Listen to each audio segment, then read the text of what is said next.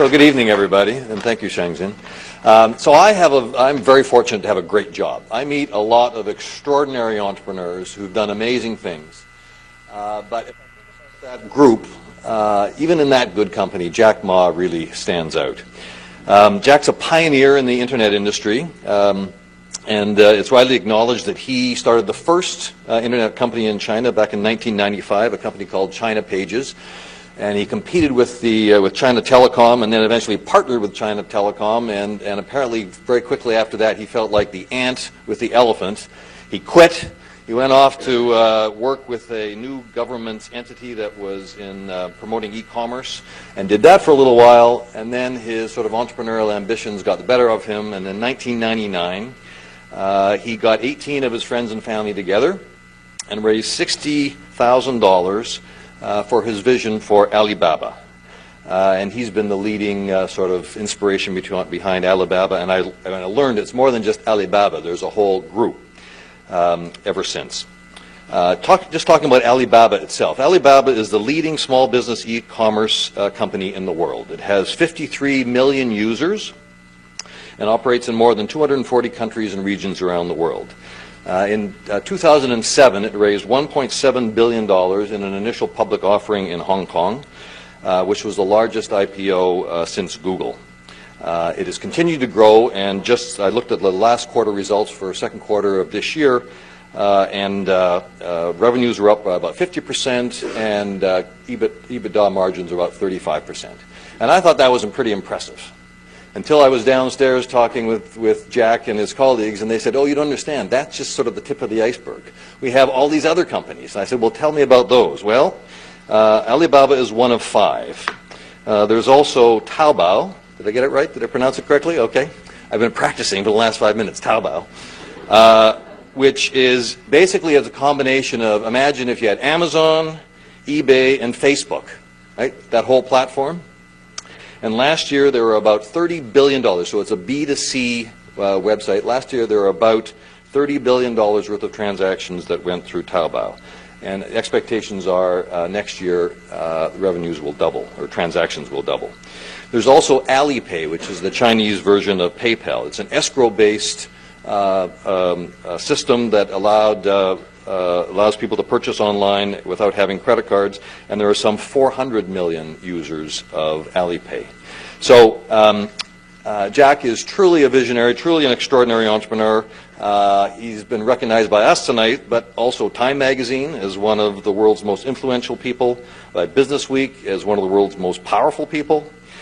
He has a reputation for plain speaking and speaking his mind, and we're delighted to have him here tonight. Jack?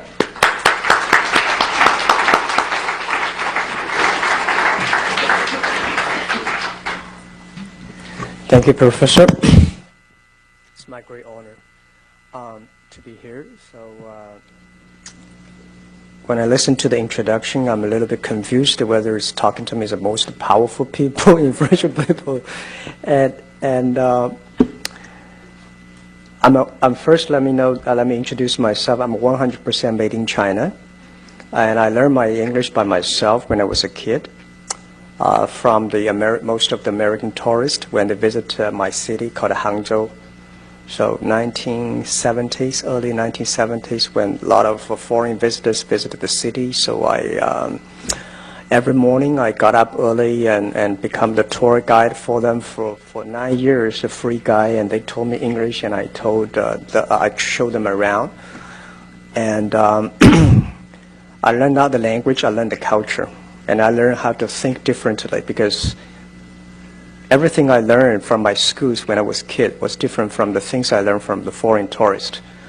Because my father and my school teachers told me that China was the richest country in the world, and we're going to liberate the world, and just like today's North Korea.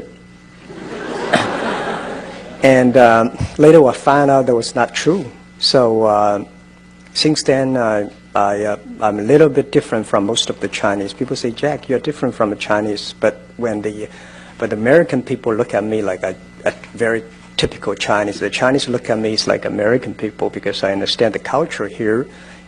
So I have never even one day trained in the States. but I learned a lot. I got my internet concept from the States. Well, first let me introduce a little bit about Alibaba Group. Alibaba was founded in 1999, 18 founders in my apartment, and just to have an idea, we believe internet is going to change China. Internet is booming. So nobody believed us. Everybody said, well, it's like, how can you do internet in China? Because China government, the censorship, and this and that, there's no reasons for us to survive.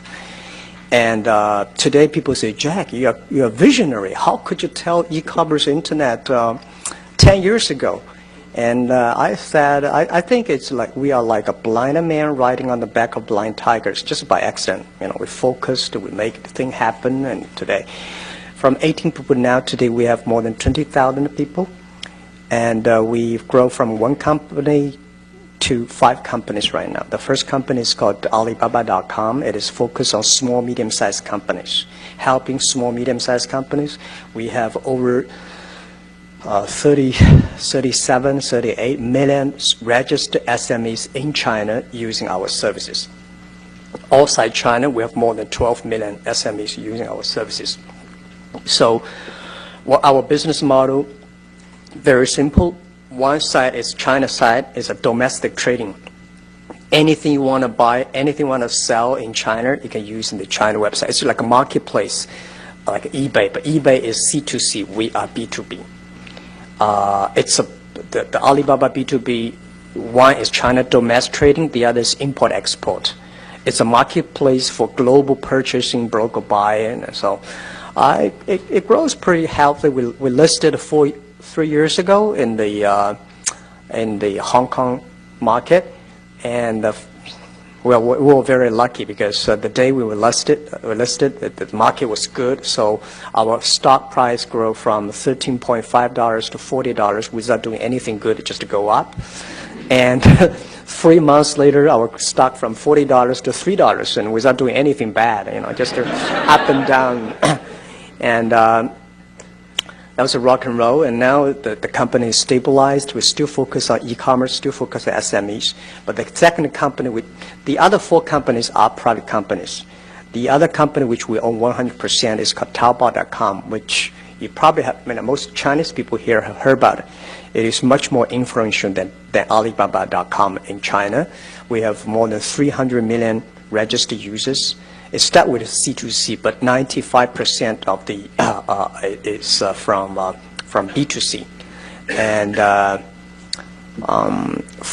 6 years ago, we started competing with eBay. eBay had a lot of money. At that time, their market cap was $80 billion. They came to China. They said, we'll compete with Alibaba. And we started the business from zero, and we got like 2 or 3% market share. Now we have 90% market share, which eBay had like a 2 or 3% market share. So Taobao is like a combination of Amazon, eBay, and Google, and Facebook. It's a community online, and we have 43 million unique visitors visit the site, shopping every day, and we finish 8 million transactions per day. And logistically, last year, the package delivered on the whole China is 2 billion packages delivered on the road.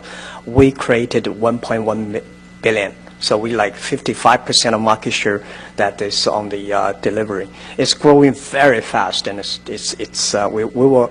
already have like 100% growth in the past 7 years, and we'll keep on having 100% this year. And the third company we have called Alipay, is like a PayPal. It's a very stupid model. 5 years ago, I thought it's so difficult to do transaction online because people don't trust each other. The banking system is so bad. The infrastructure of finance also bad. So I was worried about what am I going to do. The bank have the license to do this business, but we know how to do business, but we don't have the license. So at the end, people say, Jack, don't touch that area. If you touch that area, you will be in prison because financial sector is very risky in China. And I said, put me in the prison, let's do it. And we do transparent, we do everything clear in order to make sure government happy, people happy. So we work with the banks, close to 70 banks in China. Today, we have 400 million registered users, and we are the largest online third-party payment without any business model. We just want to help people. That makes the banks very unhappy because we destroy their business model. China, in the world, a good bank like 60 or 70% of the revenues were from the services, but China 70 or 80% of revenues come from the loaning. So we go inside, go into the service. The fourth company is Ali Cloud Computing, which we just founded 2 years ago. Because we have the data from small, medium-sized companies, because we have the data from Taobao consumers, and we have the data from Alipay. So the data we collected becomes so influential. So we want all the consumers to share, to understand the data from SME and let the consumers understand the SME data. So that is, we've been very focused on cloud computing. And the number 5 company we had is called Yahoo China, which we acquired from Yahoo 5 years ago. So these are the group. And Alibaba is listed, the other 4 are private. And pretty good. We are lucky in China that we combine, like Amazon, eBay, PayPal, and all together in the same group. Like 70% market share in China on e-commerce, and it growing, still keep on growing very fast. One of the reasons people say why you survived in China, why you succeed, because I think one of the key reasons we survived is that we believe always customer number 1, employee number 2, shareholder number 3. And this is the first big philosophy until now. We still truly, because it's the customer that stay with us. It's the customer we create. Because in internet in China in the past 10 years, there's 3 main business. One is focused on portal sites like Yahoo. Today have Sina, Sohu, NetEase. They focus on the news. And I think it's so difficult to do the news in China unless you are in Beijing. You know the government office, you know the policy, and we don't never understand what the government policy is. So we say, okay, let's stay away from the portal sites.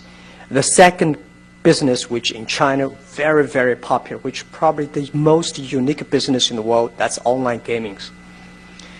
And I don't believe that model. I don't like that, because China is a one-child family. If all the kids are playing online gaming, they're so bad. And right. And my kids and my son and his schoolmates all stick to the online. I think, yes, we can make a lot of money, but I just don't want my kids focus on the online. So we're not doing that. China has already got enough companies focusing on online. Almost all the internet companies have online gaming. We are the only company that is not on online gaming. So the only thing we can do is e-commerce, and the e-commerce is so tough, so difficult to do it. And 10 years ago, e-commerce in the world, B2B, they all want to focus on big companies. They all want to focus on buyers. The value they create is they save the cost for buyers. So we do the opposite. And we believe China, the USA is very good at playing basketball. We should focus on playing ping pong, because we should not always play the same. So we said in China, we don't have big companies, so we should focus on small, medium-sized companies. We should not help the buyers. We should help sellers, because China wants to sell things abroad. SMEs want to sell things abroad. So we focus on the small, medium-sized. We focus on helping supplies. And the value created is not the saving the cost, because SME know how to save the cost but much better than you do. They want to learn how to sell product, how to make money. So then we focus on SME, we focus on supplies, we focus on creating money for them. So these are the focus we stayed on.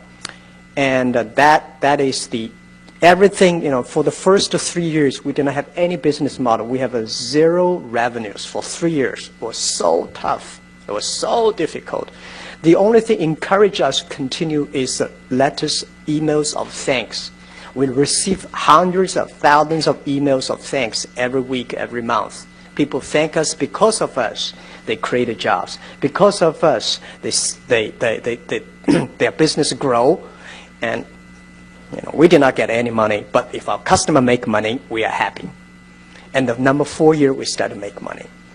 So the second thing is the employees. I believe, I'm not trained to be a high-tech guy. I hate high-tech. And my wife bought me an iPad. I still don't know how to use it. And I never use the PPT because I don't know how to do it. Every time I use it, something wrong with the PPT. So I don't know how to speak.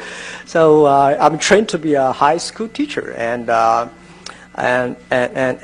know nothing about technology. The only thing I can use in the computer is send and receive emails and browse. That's it. And I think that's enough, right?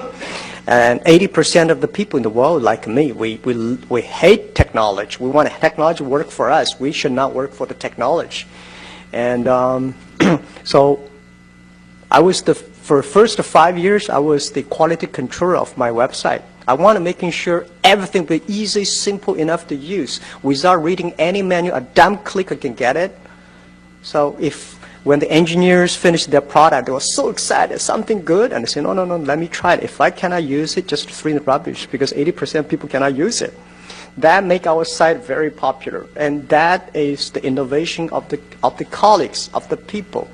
So I'm not knowing the technology, we hire the best technician. We do not know the finance, we hire the best. We respect, we work, and that really make the business grow. And the third thing is that I believe the shareholder number 3. We should respect shareholders, listen to them, but you have to do it in your own way. I remember when we come to IPO day in New York and in London, and all the Wall Street said, Jack, give us the shares. We were a long-term shareholder. But when the market crashed, they are the first people who run away, and most of them are not shareholders. We found most people, they are share stocker, stock exchange. They move very fast. So we think that we should listen to them, but we should do it in our own ways. That for 10 years, we focus on that. Always believe customer number 1, employee number 2, shareholder number 3. And that is. And the third thing that people say, China doing business is very important. The guanxi, government relationship, that's too complicated. I don't buy that. I mean, those stupid companies focus on government relationships. And government relationship, is that important? Yes. I said the best way to do government relation is in love with them, don't marry them. Never ever do business with them, right? But they respect them, anything, For 10 years, we've been working with all the government officers and tell them what is Alibaba, what is e-commerce, what is internet, because it's so new to any government. If you try to talk to them, not doing anything that is if they want to come to say, Jack, I give you a lot of money, please do this project for us. I said, no, I can introduce my friend to do business to you, but not to me, not us. That we focus on customers. And I think in China, doing business is a lot of fun. Competition is a great fun part of the business. We compete with eBay, we compete with China Telecom 10 years ago, and 15 years ago. And we compete with eBay, and later we compete with here and there. Compete is not for compete. Compete is a fun part of the business. And we're never scared of every competition. If Google come to China, we compete, but we respect. So the whole business today, we think China has a huge potential on e-commerce. E-commerce in the States, I believe, it is a dessert, but China become a main course. Because of infrastructure of doing business so bad. So internet, e-commerce become the infrastructure of China doing business. Just like 10, 20, 15 years ago, China, the infrastructure of telecommunication was so bad. And then the mobile phone suddenly take off. So today, we are facing the same opportunities. So what people say, Jack, then what is your business model for Alibaba Group? Fortunately, we have a business model for B2B, that is membership fee. We do not charge transaction fees. Why not transaction fees? Because membership fee, every SME understand. You try to making sure your customer understand what do you do, what value you created. And when you talk about transactions, the PE for Alibaba will grow, but the customer never understand. We want the customer understand. Forget about the Wall Street analyst. You know, a lot of analysts write about us, but they never visited us. You just do like a 20 minutes phone call every quarter, and they can write a beautiful report. I mean, that's not us. We have to understand the business model. It should be simple, easy enough that the customer understand. And Taobao, no. Till now, we don't have a business model. We've been free. The first 3 years, we said we will be free for our customers for 3 years because we want to test, we want to try the business model. We were just about to charge number 4 year, and then we say, well, we only have 40 million users. Why not give another 2 years? So we give another 2 years free for 5 years, and we're just about to charge a financial crisis came and say, okay, man, forget about another 2 years. So we've been 7 years without charging transaction fee, listing fee, online shop. But we started, charge a little bit advertising because we have more than 1 billion page views per day, because we have more than 40 million consumers visited site. Little bit of transaction or little bit advertisement dollars already made Taobao very profitable. And I don't want to make a business model now, because Taobao is only 7 years old baby. I mean, we will wait for another 4, maybe 3 years. And then Alipay, free. Because the money we made from Alibaba B2B already can cover Taobao, cover Alipay, and cover cloud computing. And now even we do not charge money for Taobao, the advertisement dollars from Taobao already make Taobao very profitable. So we do everything. We really appreciate we live in China. We live at the internet period. We have the great honor to do internet, to do this business. So we never think about making money. Do any business, we forget about thinking about making money. We think about how we can create value for the society, for the people, for the customers. If the end, the result is that you're making money. So funny, and that really proved well that because we don't think about making money, we made a lot of money. Because I believe if you think about money here, this is US dollar, this is Hong Kong dollars, and you talk is all RMB. Nobody want to make friends with these guys. We want to say, I want to help. We want to help SME. We want to help consumers. So today B2B, Alibaba, Taobao B2C, Taobao C2C, Alipayment, I think this is not the future of e-commerce. The future of e-commerce is C2B, consumer to business. The world is changing. It's not a B2B, it's not a B2C, it's not a C2C, it's C2B, consumer to business. Because we have a large amount of consumers. The consumers can ask, can say, I want a tailor-made. I want large-scale tailor-made. And this makes the e-commerce in China fundamentally changed and different from the USA model. So the other thing we want to use in internet and e-commerce a way to make China new business paradigm, which we call transparent, shared responsibility, and global vision.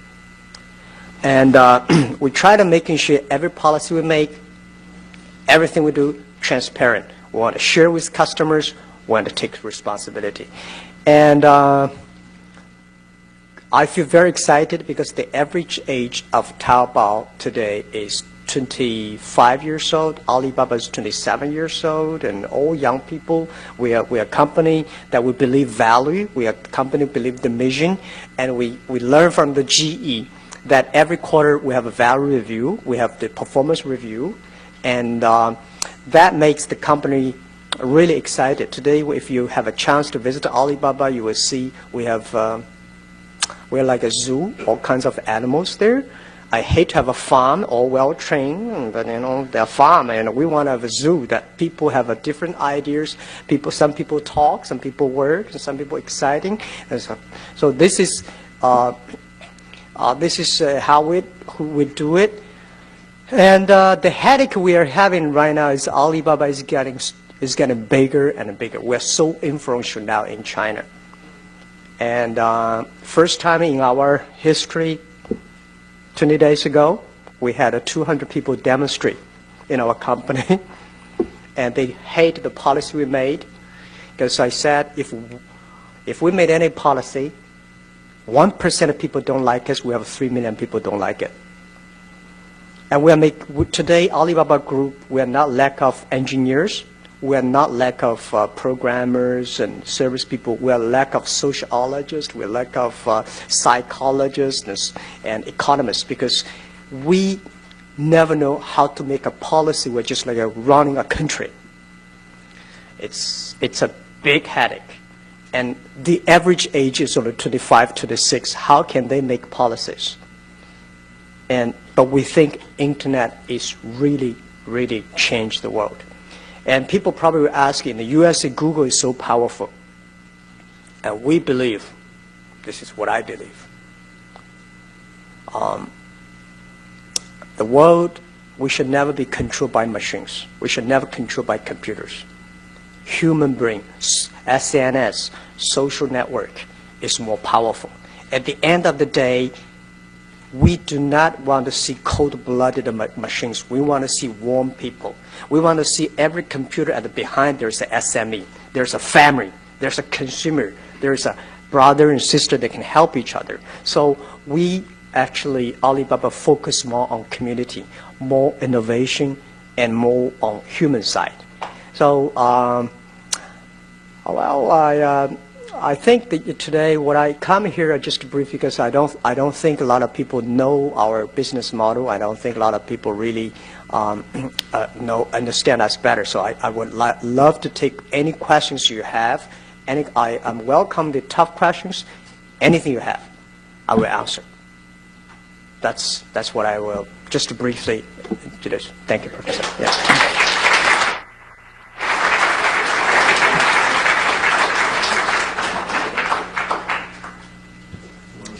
So we're going to make this very interactive, but I'm going to take moderator's prerogative and ask the first question.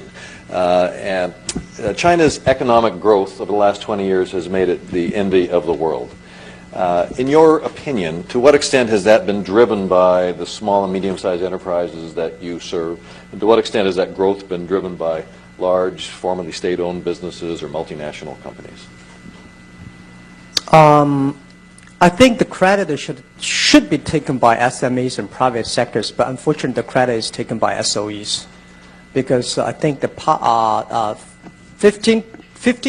15 years ago, China was really good at the private sectors, which that is why we call reforming, economic reform, grow. Entrepreneurs and private sectors grow.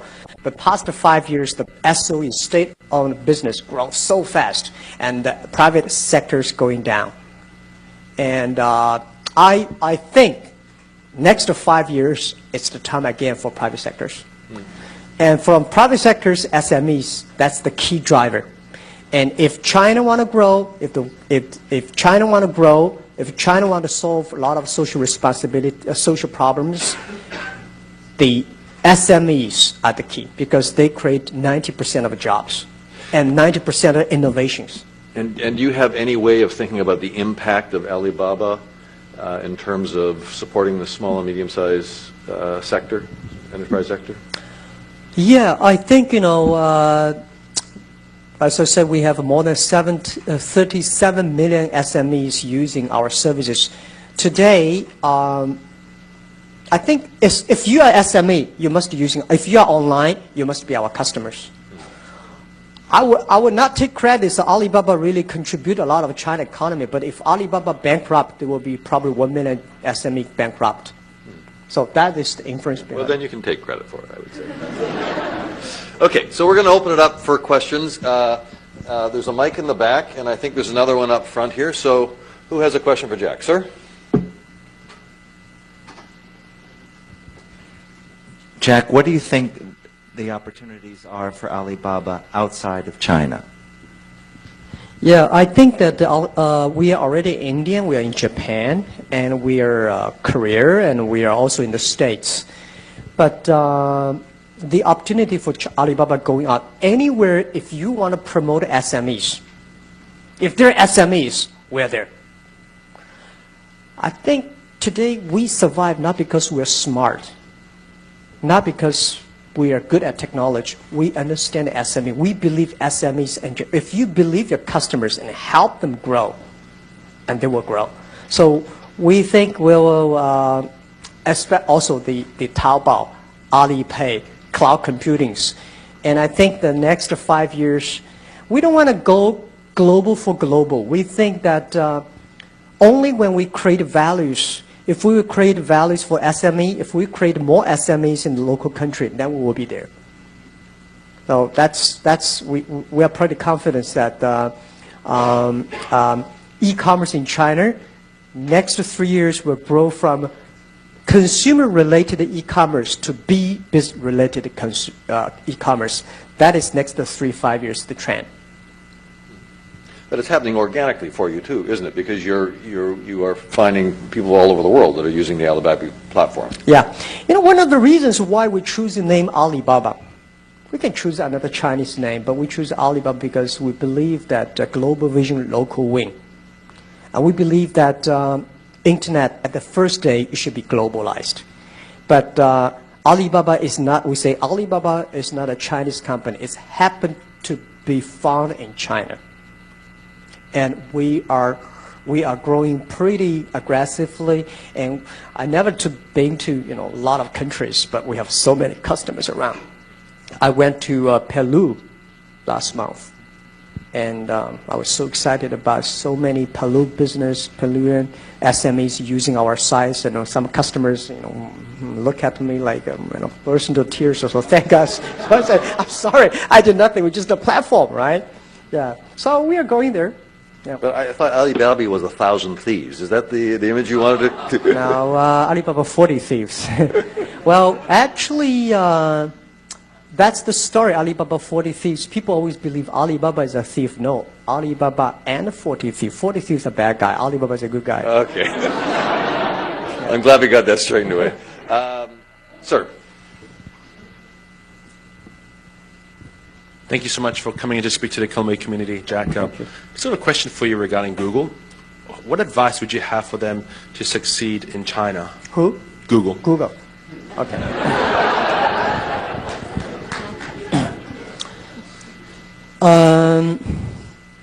I think respect the market, respect the government, respect the culture.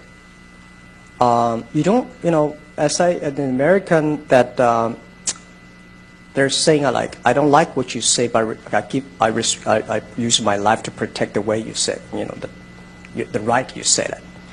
Come to China, I think we have to be, as a business. It's not Google is tough. It's tough for every business. Alibaba is also tough to do in China. But we respect people. We respect customers. We respect government. We respect culture. And most of the multinational companies, when they come to China, they should find entrepreneurs. Unfortunately, I found a lot of multinational internet companies that come to China, they find professional managers. Those professional managers, they make boss happy rather than customer happy. They should know why Google succeed in USA, because Google have great entrepreneurs that make the Google users happy. If they come to China, they should make the user happy. And people always complain, the states complain about China government censorship and censorship of that and this and that. I tell you what, 95%, they're always good part. The 90% are good, 5% are bad. Why you always want to criticize the 5%? If you get 90% good, helping more people, and that's tiny little do it, you can improve it. Business is a headache for everybody. And the thing is to change yourself. If you cannot change the world, change yourself to meet the world. You are doing business. And I never know if I had an idea today to do business in China. I think the idea, the power, the influence, the contribution we do today is much more powerful than 10 years ago. And we do little by little, by respecting people, respecting the culture, respect customers, and respect the government. It's not easy to run a country like government, I tell you the truth. I never think about run my own company, it's a big headache. Only 20,000 people running a country for 1.3 billion people. It's a big headache. So I don't have an advice to because most of the multinational internet companies come to China all having the problems. Some of the suggestions I give, don't talk to the central government, talk to the local government. Don't go to Beijing, go to the local municipal government, because these government make decisions quick. right? Why not always, oh, I know this minister, I know that guy's. No use.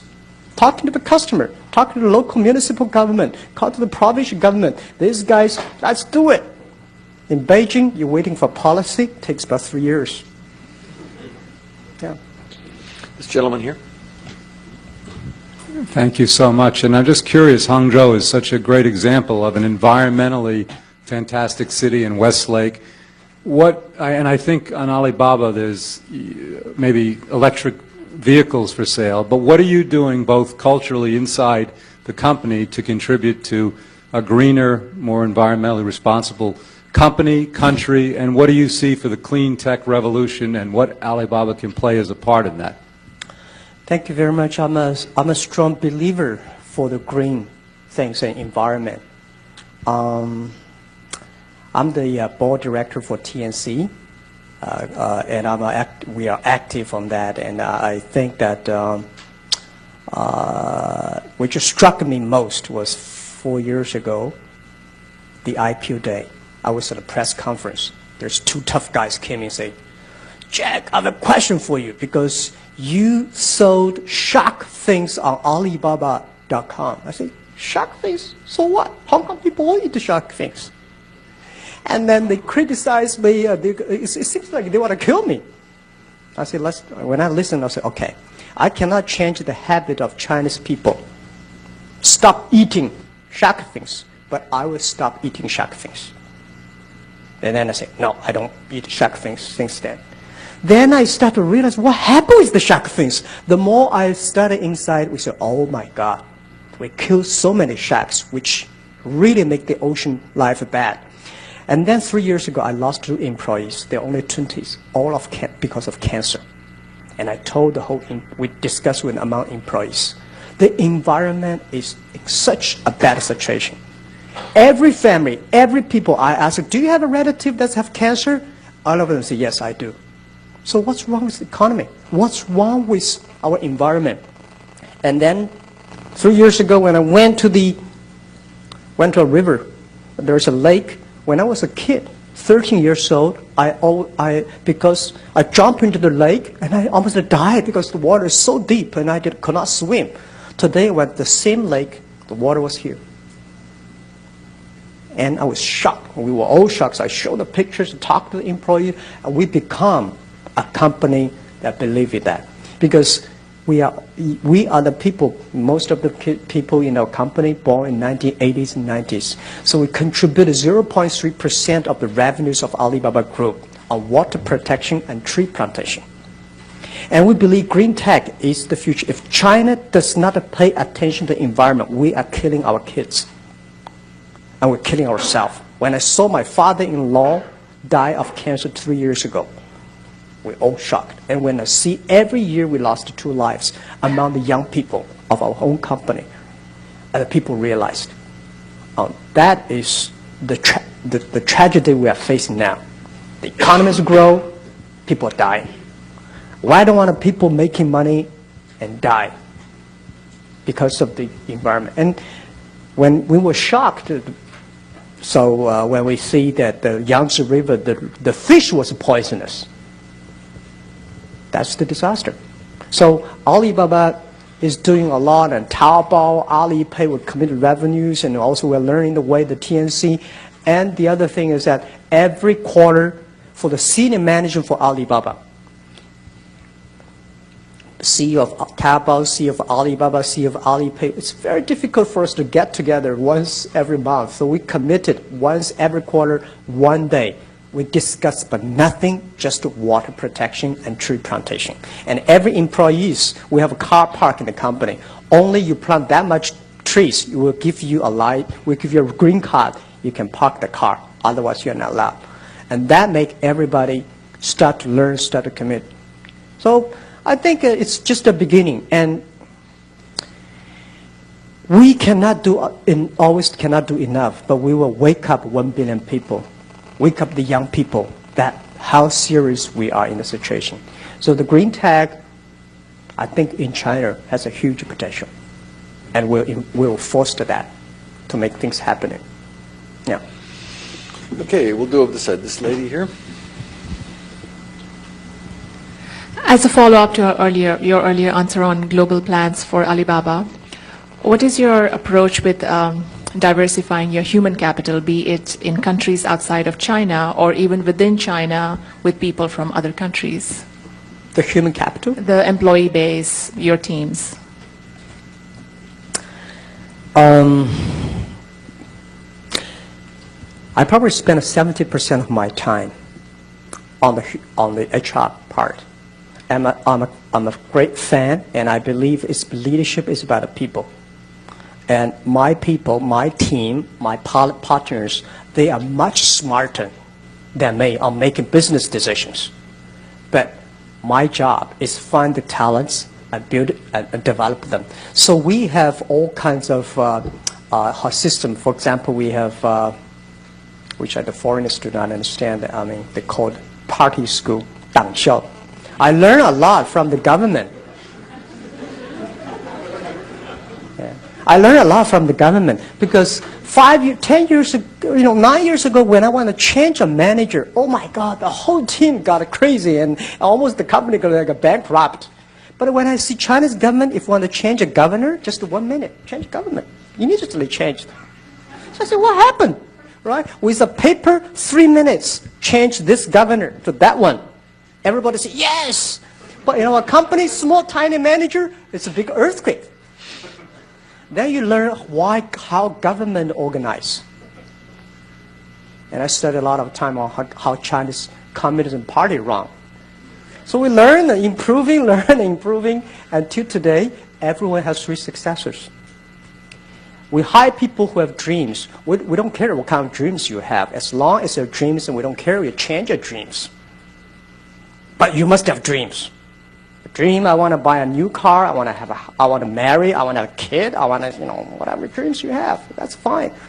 But then we build up the team dream, the ideal.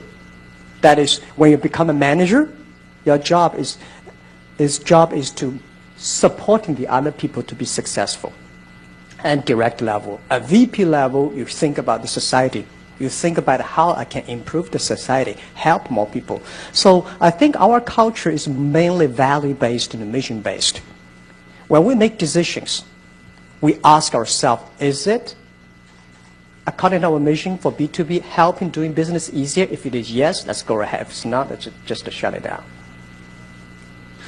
So that's how have you developed your management philosophy? Did you start off with this philosophy, or did you start like most entrepreneurs do? They have a real technical focus. They're focused on the product, and then when they start having all sorts of angst with employees, then they sort of learn how to be a people manager.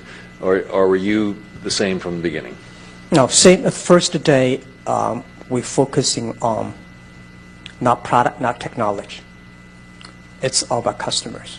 And probably because I was trained to be a teacher, and I still have a bad habit of a teacher. Always say no, making sure talking them 24 hours a day, and they speak, they do like me.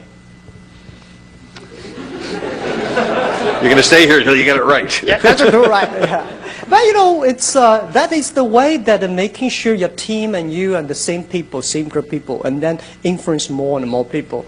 Focus on customer. If it's long, change yourself. If there are 9 rabbits on the ground, if you want to catch the rabbit, don't change the rabbit. Change yourself. Just to focus on one rabbit, and focus, but focus on the customers. So you were trained as a teacher. Yeah. Did you ever have any business training? No. No. I was rejected by all your beautiful business schools for 10. I'm telling you the truth. Do you think you get an honorary degree for this man? And you've not felt a need for that. You've learned on the job. I learned on the jobs, and we are building up a China entrepreneur school now. When I retire in a few years, I'm retired. That's just I give up the current jobs. I'm going to focusing fully 100% on helping the entrepreneurs in China. So I'm going to ask you a question that I get asked all the time: is can you make entrepreneurs? I don't know whether you can make, but you can find entrepreneurs. Find these guys, train them, give them opportunity, and encourage them. If you are a good business leader, Your first job is find those people who have talents, become the entrepreneur, and help them, and train them, and develop them. That's like if you're an entrepreneur, you walk on the street for 3 days, if you still cannot find a business opportunity, just to forget about it. If you come to Taobao or Alibaba for 5 hours, you don't know what is the business opportunity, just to forget about entrepreneur. Right? If you're sitting with a team, talking to them, I think, 1 month or 2 months, you will find this guy could be that guy, could be that guy, and then train them. I don't know how whether you can. But you want them all to be entrepreneurs, or don't you want some worker bees? No. It's impossible to make it all of them. Some people, but you can find who are the leader. Among the 7 people, I would say, if you put, it's a social study, which I strongly believe that. If you catch 6 people and put them in the room, watch them for 2 hours, one of them will be a leader. If you catch 7 people in the room and put them in 2 hours, and you will find one of them is a terrible guy, is an asshole. And that is, which I think sometimes it's you yourself. That all happens. And then our job is to find out the talents, find out the leadership, and find out the bad guy, and take that out and move into train. Yeah. And I think, unfortunately, most of the professors cannot tell. I'm sorry. I got a lot of those asshole guys in my class. What I do is that those people who succeed never know why they succeed. Those people know how to succeed, they will never succeed. I find a lot of things funny. A professor came to the company and telling, that's that. Yes, you're right. But if they want to open noodle shop, they're bankrupt. We guys move ahead and we made a lot of things, but we don't know how to tell why we succeed. We don't know.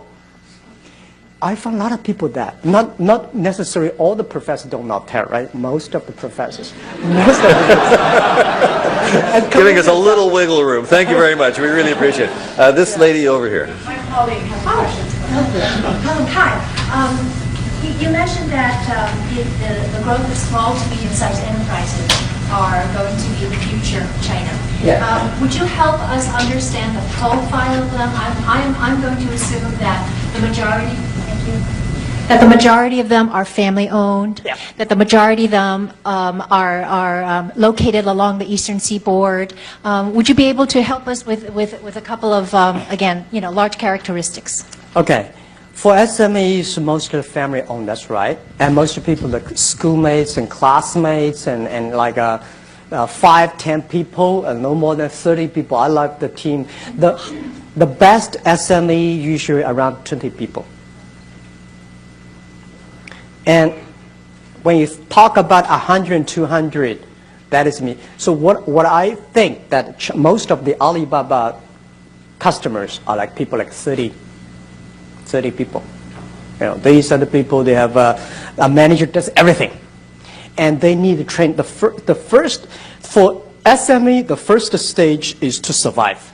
The only strategy is to survive. The only surviving strategy is sell things out. And the second stage, which we call develop, is that manage and leadership, manage people, right? And the third stage is finance. There are 3 stages. So we focus on the surviving stages, which help SMEs to sell people, to sell things. If you have a 30 people business, usually SME does not have technology.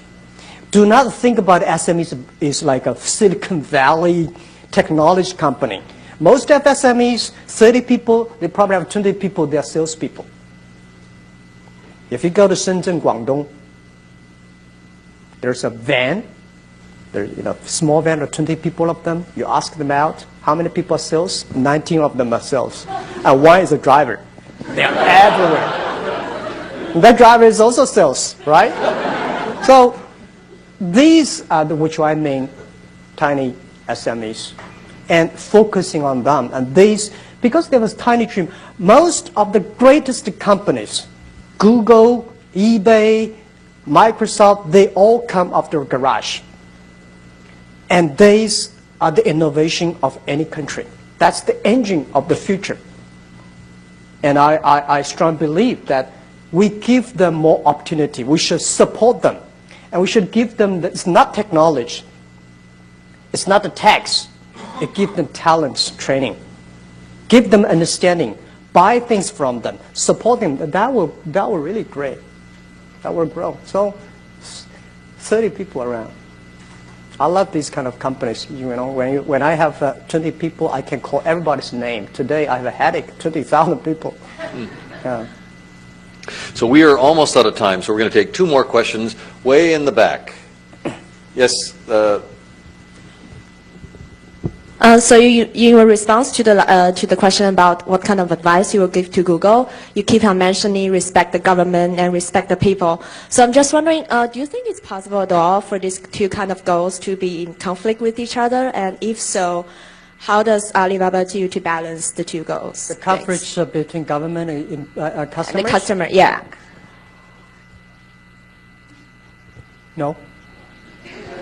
I tell you what, not because, I'm not sort of, I think government officials today in China, you should understand that most of them are young government officers. They are open-minded. If anything would contract between the employees or between the customers and government, better talk to the government officers. Why this, why that? Because it's very difficult to change customers. You can change the government. Talking to them. So if they say, no, let's say that again. No, and then, okay, I change it myself. Because I know it's not easy. People like here talking about democracy and freedom. Your father, your grandfather all understand what freedom, democracy is. You know how to protect it, how to enjoy it. But China, we lack of this spirit. And it's not easy. I've been working in the government for 13 months as a part-time job. I say, oh my God, I would never choose that tough job. It's easy to say, but we need encourage. Tell them, it's good. Now, if you try this one be better, this one be better. Government sometimes like a children. You need encouragement. Everybody needs encouragement. You know, we as entrepreneurs, we too. Nobody comfort us. Our left hand comfort the right hand. We comfort ourselves. There's so many painful things. And doing business is not like, I'm everything. Listen to everybody and make the right decision. That's what I say. There's no comforts. There are comforts everywhere. There'll be no comforts. If you really know how to do it, do the right thing. Okay, we'll have one final question, and I haven't taken a question from the back right here, and no one is raising their hand, so this lady right there. About several months ago, George Soros visited China and he spent about a day with you. I'm just wondering whether or not you can share with us what you learned from George Soros. What I learned from? George Soros. Oh, I learned a lot from him. Well, we enjoy a lot of vision together, but he's a capital guy and I'm an operation guy. And what I learned from him, I forgot. You know, there's nothing particular they can learn from somebody, but there are a lot of things you can learn. You know, the way he thinks. I know him about 7 or 8 years ago in Davos meeting. I learned a lot from those conferences, Davos meeting. Not for, you know, people in China always say, what are you going to learn from this conference? It's just like you eat a pig's leg and say, what are you going to get in your muscle? No. I just learned. I feel comfortable. I learned the way he thinks about the business, the way he thinks about. He told me that how he thinks about the government, how he thinks about the global economy, how he thinks about. I never thought about that. I learned how to work with my team, how to focus on customers. So this is really helpful. Yeah, but I bet he learned a lot from us. Okay, Jack, I'm going to turn it over to Professor Wei to wrap up. Jack. This has been tremendously insightful and interesting speech. So thank you very, very much. I have a gift from a company called Simon Pierce, which used to be a SME. Nobody will be doing this.